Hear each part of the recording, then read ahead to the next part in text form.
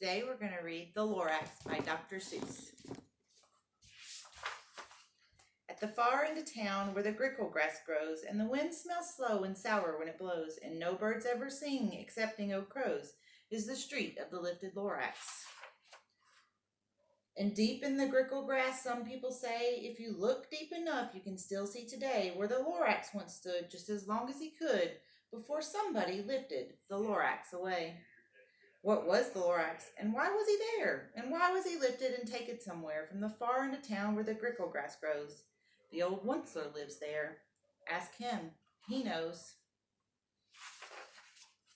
You won't see the Onceler. Don't knock on his door. He stays in his lurkum on top of his store, and he lurks in his lurkum cold under the roof, where he makes his own clothes out of muffled moof. And on special dank midnights in August, he peeks out of the shutters, and sometimes he speaks and tells how the Lorax was lifted away. He'll tell you, perhaps, if you're willing to pay. On the end of a rope, he lets down a tin pail, and you have to toss in 15 cents and a nail and the shell of a great-great-great-grandfather snail. Then he pulls up the pail, makes a most careful count to see if you've paid him the proper amount. Then he hides what you've paid him away in his snub, his secret strange hole in his grubulous glove. Then he grunts, I will call you by whispermaphone, for the secrets I tell are for your ears alone. Slop! Down slips the whispermaphone to your ear, and the old Onceler's whispers are not very clear, since they have to come down through snargly hose, and he sounds as if he had smallish bees up his nose. Now I'll tell you, he says, with his teeth sounding gray, how the Lorax got lifted and taken away. It started way back, such a long, long time back. Way back in the days when the grass was still green, the ponds was still wet, and the clouds were still clean, and the songs of the swummy swans rang out in space. One morning I came to this glorious place, and I first saw the trees, the truffula trees, the bright-colored tufts of the truffula trees, mile after mile in the fresh morning breeze. And under the trees I saw brown barbaloots frisking about in their barbaloot suits as they played in the shade and ate truffula fruits. From the ripulous pond came the comfortable sound of the humming fish humming while splashing around. But those trees, those truffula trees, all of my life I had been searching for trees such as these. The touch of their tufts was much softer than silk, and they had the sweet smell of fresh butterfly milk. I felt a great leaping of joy in my heart. I knew just what I'd do. I'd unload my cart. In no time at all, I had built a small shop. Then I chopped down a truffula tree with one chop, and with great skillful skill and with great speedy speed, I took the soft tuft and I knitted a thneed. The instant I'd finished, I heard a gazump. I looked. I saw something pop out of the stump of the tree I'd chopped down. It was sort of a man. Describe him? That's hard. I don't know if I can. He was shortish and oldish and brownish and mossy, and he spoke with a voice that was sharpish and bossy. Look, said the Lorax. Oops. We skipped a page. Mister, he said with a sawdusty sneeze, I am the Lorax. I speak for the trees, and I speak for the trees have no tongues, and I'm asking you, sir, at the top of my lungs.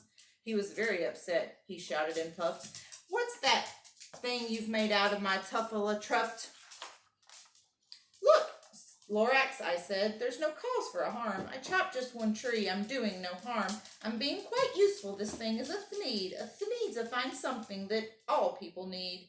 It's a shirt, it's a sock, it's a glove, it's a hat, but it has other uses, yes, far beyond that.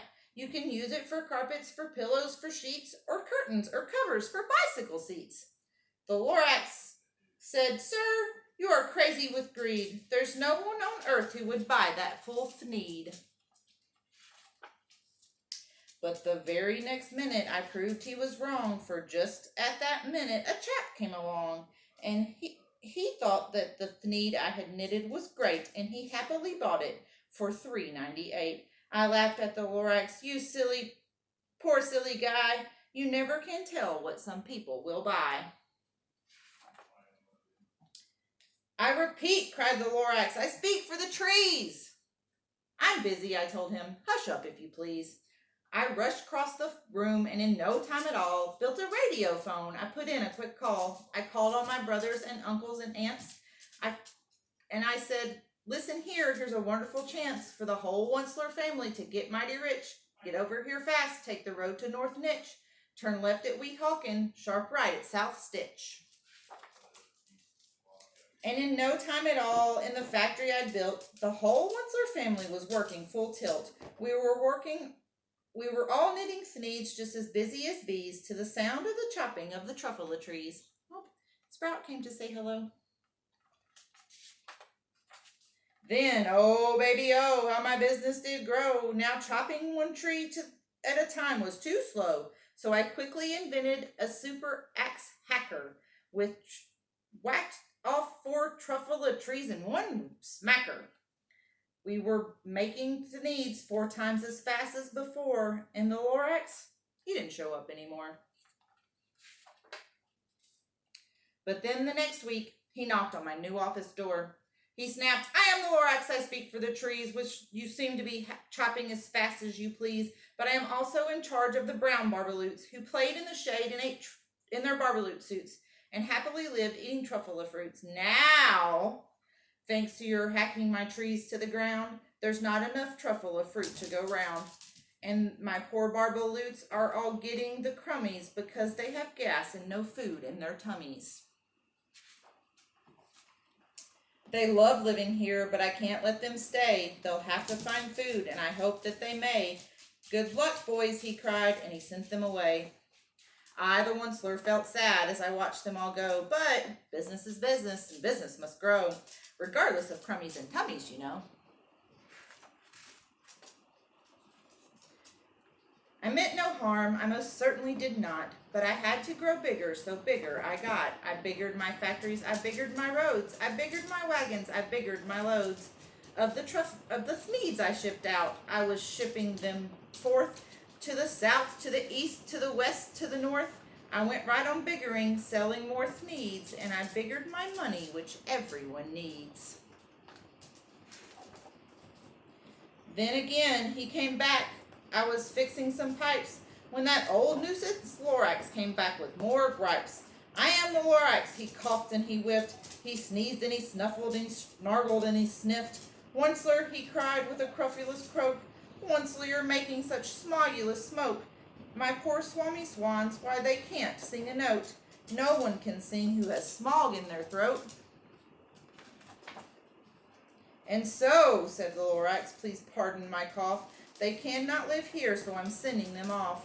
Where will they go? I don't hopefully know. They may have to fly for a month or a year to escape all the smog you've smuggled up here. What's more, snapped the Lorax. His dander was up. Let me say a few words about Gluppity Glup. Your machinery coughs on day and night without stop, making Gluppity Glup and also Shkloppity Shklop. And what do you do with this leftover goo? I'll show you, you dirty old Onceler man, you. You're glumping the pond where the humming fish hum. No more can they hum, for their gills are all dumb. So I'm sending them off. Oh, their future is dreary. They'll walk on their fins and get woefully weary in search of some water that isn't so smeary. And then I got mad. I got terribly mad. I yelled at the Lorax, now listen here, Dad. All you do is yap and say bad, bad, bad, bad.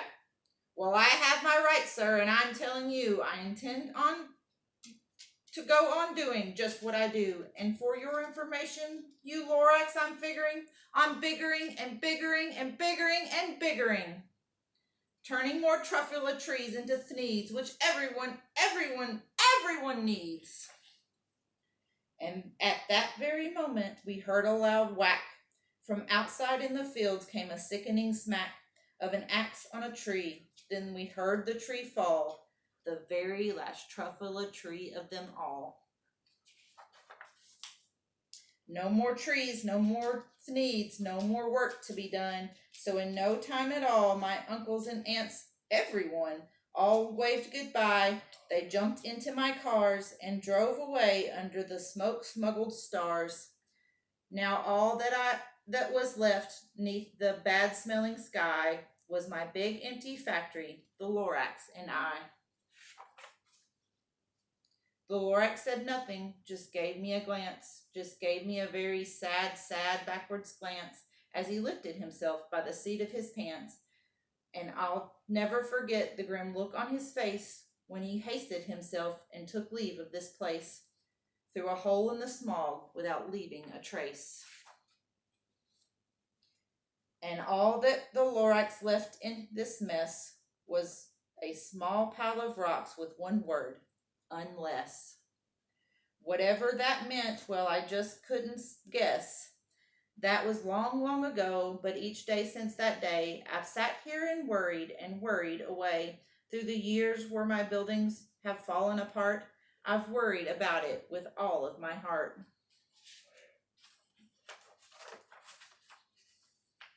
But now, says the Onceler, now that you're here, the words of the Lorax seem perfectly clear. Unless someone like you cares a whole awful lot, nothing's going to get better. It's not. So, catch, calls the Onceler. He lets something fall. It's a truffula seed. It's the last of them all. You're in charge of the last of the truffula seeds, and truffula trees are what everyone needs. Plant a new truffula, treat it with care. Give it clean water, feed it fresh air. Grow a forest, protect it from axes that hack. Then the Lorax and all of his friends may come back. The end.